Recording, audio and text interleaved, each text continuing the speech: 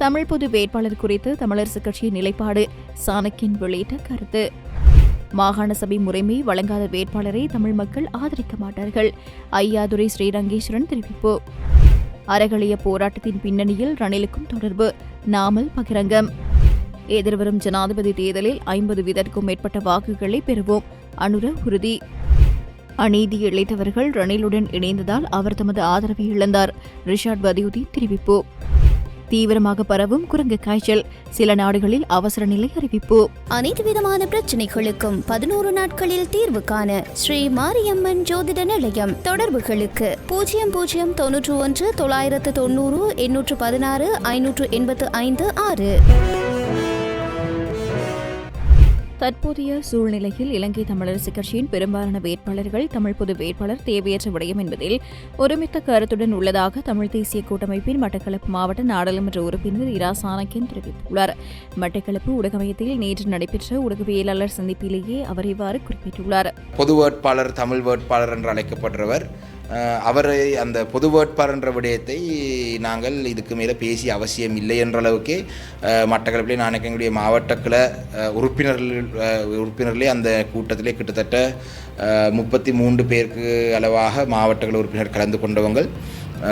அந்த உறுப்பினர்களுடைய பெருமளவானவருடைய கருத்து இந்த பொது வேட்பாளர்ன்றது பெரும்பான்மையானவர்களில் ஒருவரை தவிர ஏனைய அனைவரும் இந்த பொது வேட்பாளர் என்ற விடயம் இந்த மாவட்டத்துக்கும் இந்த மாகாணத்துக்கும் வடக்கு கிழக்கில் தமிழ் மக்களுக்கும் தேவையில்லாத ஒரு விடயம் என்றதை சொல்லப்பட்டது. அதை நாங்கள் மத்திய செயற்குழுவிலே நேற்று சொல்லியிருந்தோம். அதுக்கு அமைவாக இந்திய இலங்கை ஒப்பந்தத்தினூடாக கொண்டுவரப்பட்ட மாகாண சபை முறைமை அதிகாரம் வழங்காத எந்தவொரு வேட்பாளரையும் தமிழ் மக்கள் ஏற்றுக்கொள்ள மாட்டார்கள் என ஈழ மக்கள் ஜனநாயக கட்சியின் ஊடக பேச்சாளர் ஐயாதுரை ஸ்ரீரங்கேஸ்வரன் தெரிவித்துள்ளார். அவ்வாறான நிலைப்பாட்டை நிராகரிப்பவர்கள் வடக்கு கிழக்கு மக்களிடம் வாக்கு கேட்க வர வேண்டியதில்லை எனவும் தெரிவித்துள்ளார். யாழ் ஊடக மையத்தில் இன்றைய தினம் நடைபெற்ற ஊடக சந்திப்பின் போது கருத்து தெரிவிக்கையில் அவர் இவ்வாறு தெரிவித்துள்ளார். இங்கு அவர் மேலும் தெரிவிக்கையில், இலங்கை சுதந்திரம் அடைந்தது முதல் தமிழருடைய அரசியல் உரிமை பிரச்சினை அவ்வப்போது பேசப்பட்டு வந்தாலும் காலப்போக்கில் பல்வேறு ஒப்பந்தங்கள், பல்வேறு இணக்கப்பாடுகள், பல்வேறு பேச்சுவார்த்தைகள் முன்னெடுக்கப்பட்ட பின்னரும் அதில் முன்னேற்றங்கள் காணப்படாமையால் தரப்படுத்தலூடாக தமிழ் மக்களுடைய உரிமைகள் மறுக்கப்பட்டது. ஆயுத போராட்டங்கள் தலை தூக்கி பல உயிர் தியாகங்கள், சொத்தழிவுகள், அங்குவீனங்கள், சொல்லனா துயரங்களுக்கு பின்னர் இந்திய இலங்கை ஒப்பந்தத்தினூடாக மாகாண அரசு முறைமை கொண்டுவரப்பட்டது.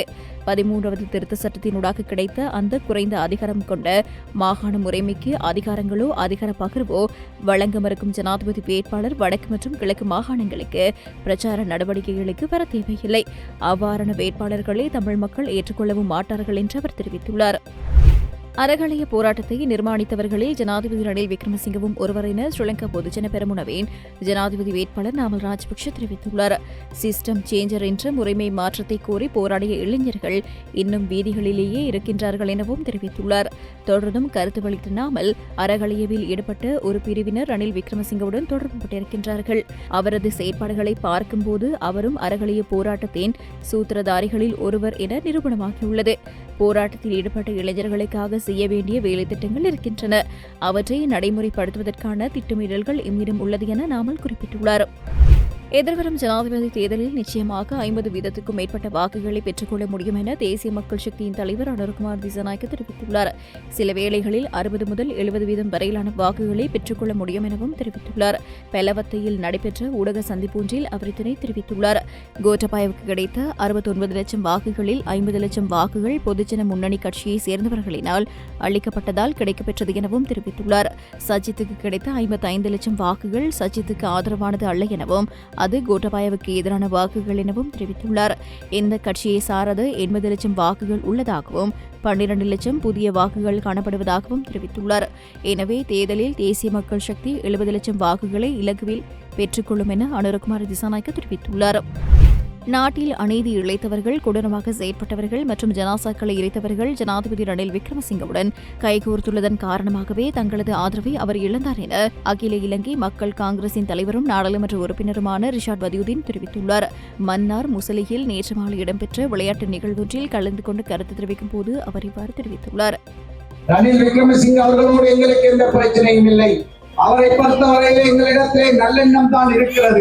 ஆனால் அவரோடு சேர்ந்து இருக்கின்ற கூட்டம் யார் இந்த நாட்டிலே ஒரு மோசமான கொடூரமான ஆட்சியை செய்த அநியாயமாக எங்களுடைய உலமாக்களை அழைத்தாரோ, என்னை போன்ற அரசியல்வாதிகளை அழைத்தாரோ, எங்களுடைய ஹிஸ்புல்லா போன்ற கல்விமான்களை சிறையிலே கொண்டு போய் காரணம் இல்லாமல் அழைத்தாரோ, அதே போல எங்களுடைய தாய்மார்களும் பிள்ளைகளும் கதற கதற தந்தையுடைய மையத்தையும் தாயுடைய மையத்தையும் பிள்ளைகளுடைய மையத்தையும் 20 நாள் குழந்தையுடைய மையத்தையும் பறக்க துடிக்க எரிப்பதற்கு உத்தரவிட்ட அந்த ஜனாதிபதியோடு கை கோர்த்துக் கொண்டிருந்தவர்கள் இன்று அவரோடு யாரோடு இருக்கிறார்கள் என்று உங்களுக்கு தெரியும். இதனால்தான் நாங்கள் அவரை ஆதரிக்க முடியாத ஒரு நிலை. எனவே அன்பு தீவிரமாக பரவி வரும் குரங்கு காய்ச்சலினால் சில நாடுகளில் அவசர நிலை அறிவிக்கப்பட்டுள்ளது.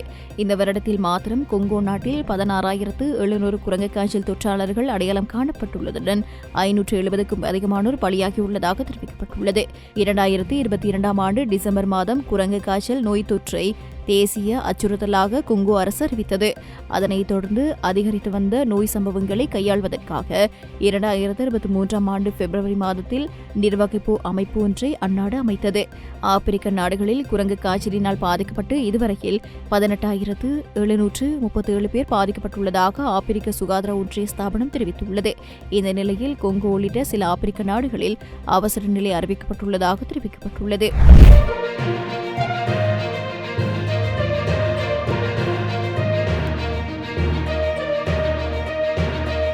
அனைத்து விதமான பிரச்சனைகளுக்கும் 11 நாட்களில் தீர்வு காண ஸ்ரீ மாரியம்மன் ஜோதிட நிலையம். தொடர்புகளுக்கு 0091 990 816 585 6.